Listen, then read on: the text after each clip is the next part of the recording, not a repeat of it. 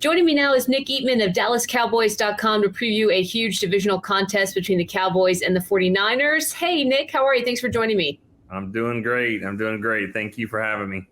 You know, there's a ton of storylines here, juicy ones heading into this contest. Let's start with Brett Maher. Obviously, the story of last week, unfortunate performance, complete meltdown. I know Dallas picked up a kicker on Wednesday. What is the latest out of Dallas in terms of how they plan to approach the kicking game this weekend? Well, obviously, that was kind of uncharacteristic for Maher for this year. And so I think that plays a big part of it, too. I think if he had been up and down during the season, a little bit shaky, and then had a game like that in the playoffs, then I think that would have been probably cause for even more concern. But because he has been really good this year, to the point where they thought maybe he would be a Pro Bowl or All-Pro, and then he had a game like that, I think that they're willing to give him a pass down. They did add Tristan Vizcaino. They had practice on Thursday. And Maher made most of his kicks, all of his kicks, actually. Vizcaino did not. So I don't think they're going to make any changes. I just think they kind of changed their approach this week. They're going to stick with them. All the players are supporting him. So I feel like it's going to stick with Maher this week. But they might change how they call some of the games, especially if they find out that he's still going to be shaky. Such unfortunate timing as we get later and later in the season. The spotlight kind of brightens on some of these contests. And, we always expect kickers to be perfect. Granted, we don't usually see a performance like that where, you miss 4 extra point attempts in a game. But all indications on your end, like you said, that inside the locker room, we know Dak Prescott and some of the other players publicly said, hey, listen, he's a great guy, had an off day, yips, whatever. All indications there, though, that there's a lot of support for this guy and that hopefully that was a one and done sort of thing. Yeah.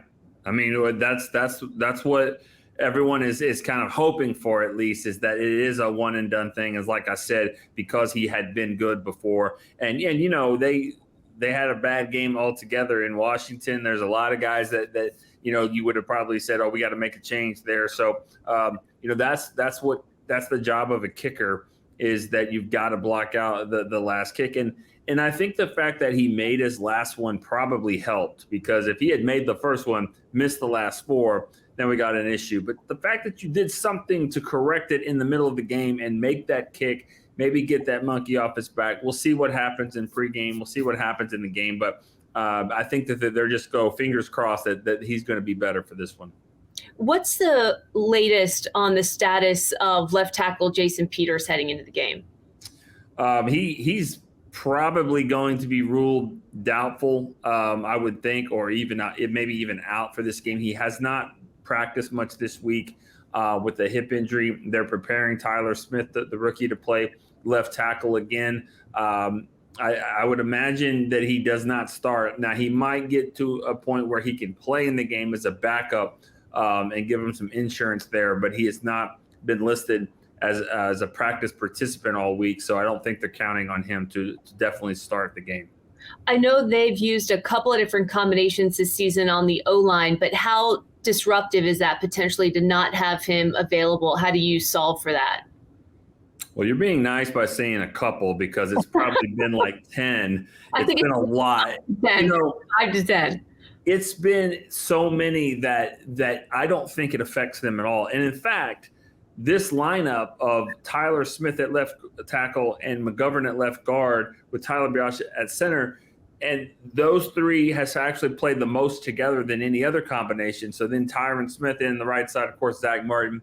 This is probably the lineup we've seen the most.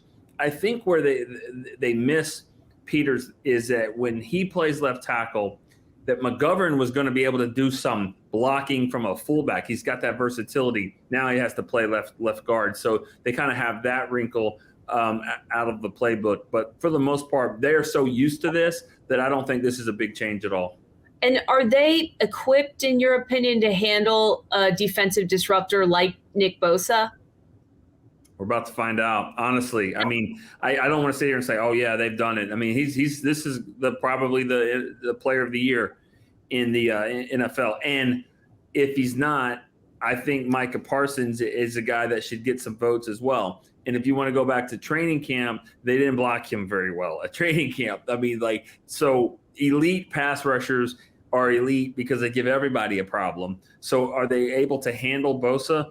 We'll find out. I know he was injured in the playoff game last year, but he was already making a difference. So, we'll see how much help that they decide to give there. I think they've added more strength than they had in the past. So it'll be interesting to see what happens. But no, I'm not going to sit here and say that they can definitely handle him because not many people handle him at all. Is there an X factor that you see or a player that the onus will fall on if they are going to do a good job of trying to mitigate the damage that he can do? Who will it be?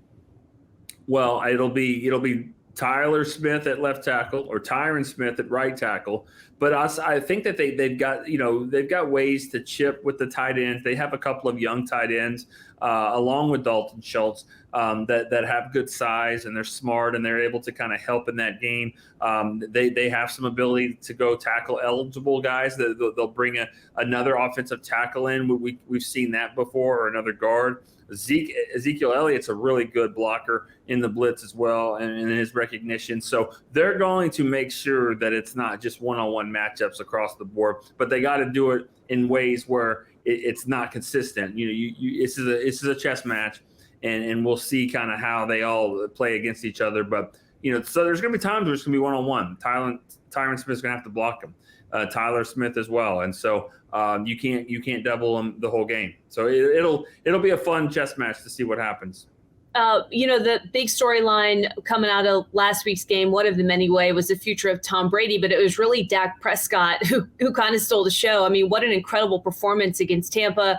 So two-dimensional. I mean, just seemed such a good game. Do you expect that to continue for that kind of another performance like that this weekend? Well, I think he has to if they want to move on. I think he has to play like that. And one thing that I wouldn't say have been critical about, but saying that this has got to get back to, if he's going to be the elite quarterback that he's being paid to be and that everyone thinks he is that he needs to be instead of being a quarterback who plays football, you got to be a football player that plays quarterback. And I think that's what he showed the other night. Be a football player, spin out of a tackle, dive for a first down, lower your head, score a touchdown, on the run, or throw the ball, look away the defenders. Be an instinctive football player that's out there playing a kid's game and do it like we know how he can play. He is not the best passer in the league. He's not the fastest running quarterback in the league. He's probably not the strongest arm, the accuracy, all that stuff. He's not going to be number one.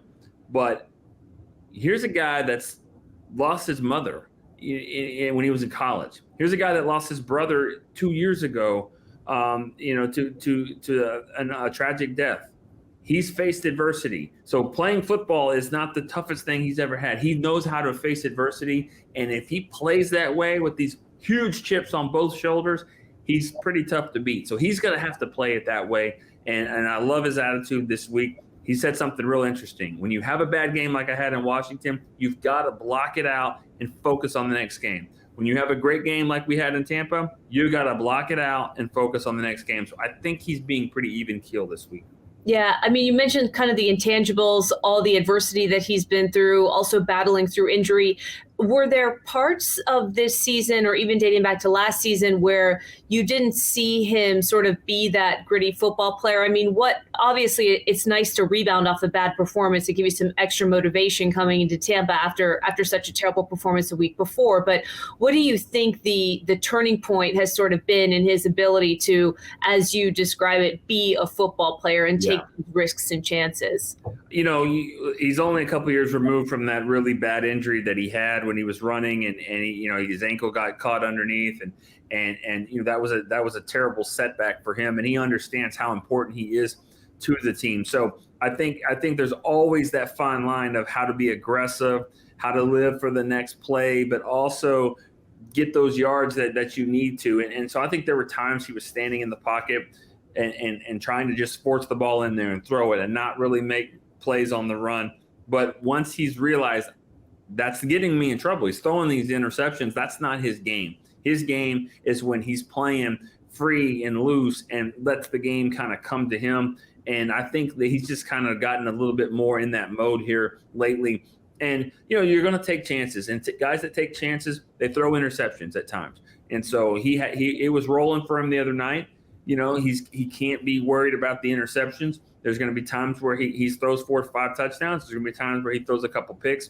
But you got to make sure that it leans more on his favor. But I think he's going to be fine. I think his mental approach to this game is really good. Are there aspects of the 49ers defense that suit his style? I mean, that's tough because Dak is a type of guy, like most quarterbacks, they need the help. They need balance. They need a running game. He's a great play action guy. So when you do fake, you got to run the ball or your play action's not going to work. And 49ers are tough to run against. So I think if he can throw the ball down the field, I think the secondary might be a little bit vulnerable for the 49ers. I mean, if you're going to just find a weak spot of their game, but you got to get them blocked so you can throw it down the field. So I wouldn't say there's a part of the 49ers game that fits his.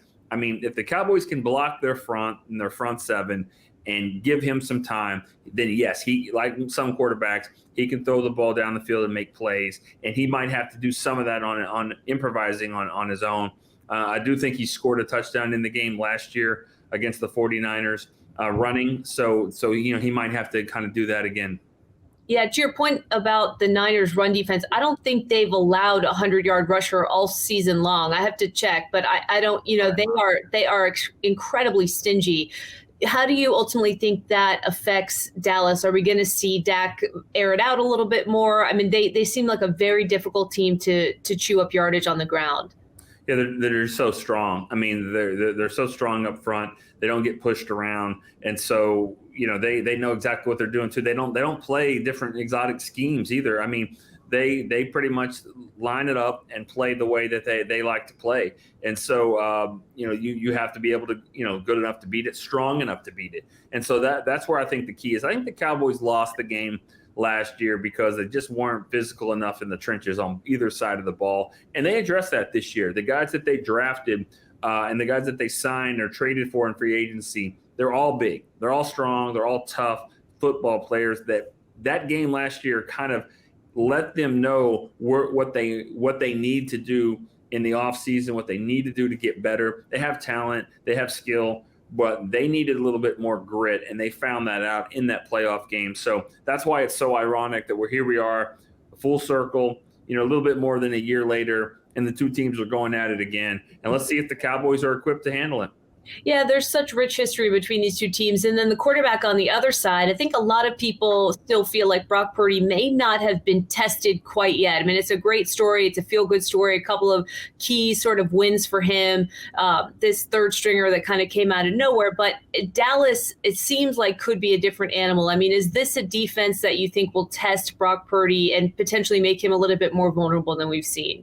I think so. I mean, I think it's the best defense that he has seen since he's taken over. But the thing about it is and the reason why he's having so much success is because of the system that he's in and the fact that he's got a lot of weapons. They're not asking him to do a lot. I mean, I'm not saying that he doesn't make plays. He's been really good this year. But, Christian McCaffrey kind of took them over the top, in my opinion, and Deebo Samuel and the way their offensive line is and their defense. Their defense is keeping them in games where you're not really behind. You're not down where you have to go throw the ball all over the yard. I do think Micah Parsons, if he can get unleashed, that's been the key this year. When the Cowboys have lost games, it's been a lot of times it's been to teams that know how to run the ball and they know how to neutralize Micah Parsons, to get him kind of freezing, guessing, run, pass.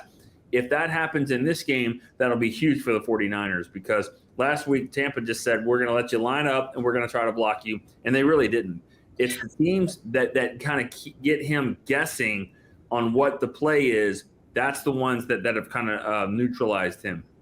We haven't brought up running back Tony Pollard, who has had a couple of key moments this season and is an impending free agent. I mean, what do you expect them to do with him?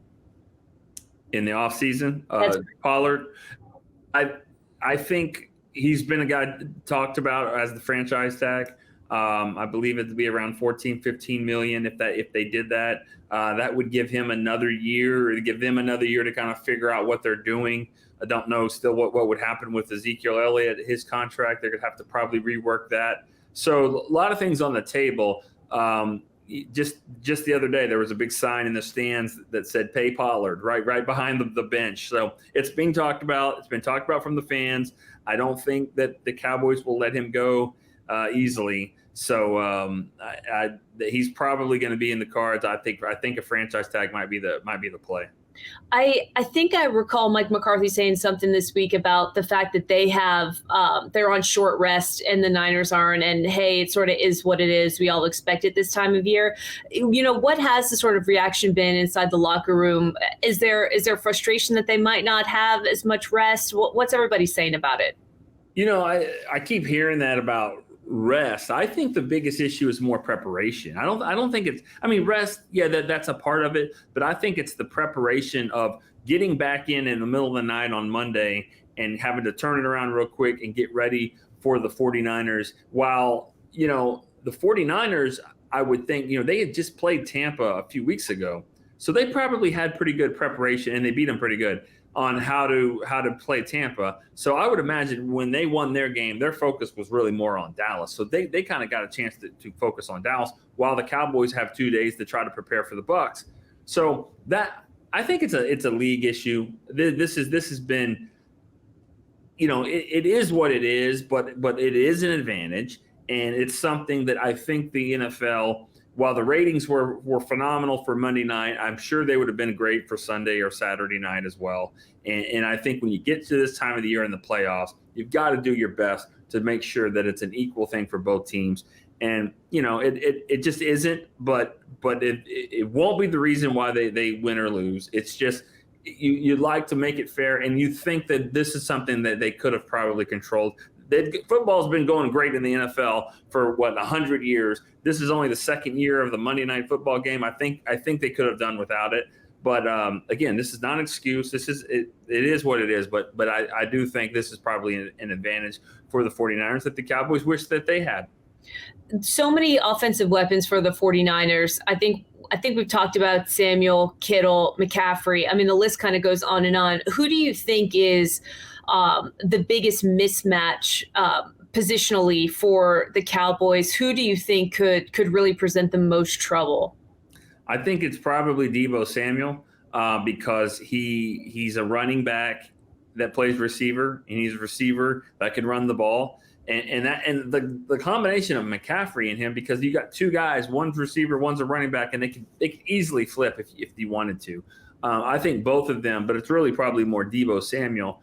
But I also think one of their biggest weapons is Trent Williams at left tackle. I think that he gives them the toughness, the tenacity, the experience, everything. He's been a trouble spot for the Cowboys for years, and it's where Micah Parsons wants to line up. Now, I don't know if he'll do it all game long if he's not having success, but that's where he likes to line up, and that's where the other guys like to line up on the other side. So if he's kind of messing up that game plan, then that could certainly affect Dallas as well. Where would you rank Kyle Shanahan in terms of best coaches of the league? We've seen what Mike McCarthy's been able to do. I love that video of him dancing in the locker room. Clearly a huge win for them last week. What about Kyle Shanahan and his ability to play chess, as you say? I think he's probably a top 5 coach. I can't sit here and guess on all of them. But I think, to me, a great coach is somebody that can take different pieces and it's not just jumping on one great, 2, 3 or 4 great players, understands how to get players into a system that works for him. He's done it with quarterbacks that are hurt. He's had backups. He's got a 3rd string quarterback that he's working with here. We've seen different running backs, different receivers, and they are consistently up there all the time. And not only do they do it, but they do it in ways that you really haven't seen before. So very creative, very adaptable to the situations and to the hand that's dealt. I put him in a league, of course, with Belichick. He's done so much. I like John Harbaugh from Baltimore. I think Mike Tomlin continues to do it. Sometimes he has some off years, but not down years, not bad years. That's another thing. But I would say he's in that top 5 range. I do want to get a prediction from you before I let you go. But before we do that, any other key matchups that you think could be an X factor heading into the weekend that we haven't discussed? I think from the Cowboys' perspective, it's got to be somebody on the other side other than CeeDee Lamb. Michael Gallup, he had some nice plays. T.Y. Hilton had some nice catches. Those guys have got to play well in this. If they try to take away CeeDee Lamb, these other guys have got to make plays. They brought in a guy like T.Y. Hilton for this moment, for a game like this, because he's played more playoff games than anyone on the team. And so that's why they brought him in. This will be a big moment for him to shine. What do you think ultimately happens here, cards on the table? And what is the sort of fallout for McCarthy should they not, execute and come out a little flat? I don't think anything happens from the coaching staffs for McCarthy. I really don't. I think maybe you could have made an argument if they don't beat Tampa Bay, but I think you go out and you win 12 games in the regular season. You win a first road playoff game in 30 years. I mean, we're only talking about Jimmy Johnson and Tom Landry, the only two coaches that have ever won a road playoff game in franchise history, and now McCarthy's the third. So, I don't think anything happens there. This is my 24th season with the team. I've been doing this a long time. I haven't seen an NFC Championship game. It's hard for me to think that that's going to happen. But to me, what the Cowboys have done, what they've done, they deserve the right for me to say, all right, I'm going with them. I think they can win this game. I think it's the best team the 49ers have faced. I think it's going to be a really, really big challenge. But I'm going to pick the Cowboys to win it. I think it's 27-23. And I feel like Maher's going to have to make some kicks here. I think it's just going to be a great game, and whoever can get the most turnovers will probably win it. I'm going to say that the 49ers do not win 12 straight games when it comes to it. So I'm going to go Dallas. I don't expect anything less from Nick Eatman of DallasCowboys.com. But still, if it's even an entertaining contest, that will be exciting for everybody this weekend. A huge football weekend ahead. Thank you so much, Nick. Appreciate the insight. All right. Thank you.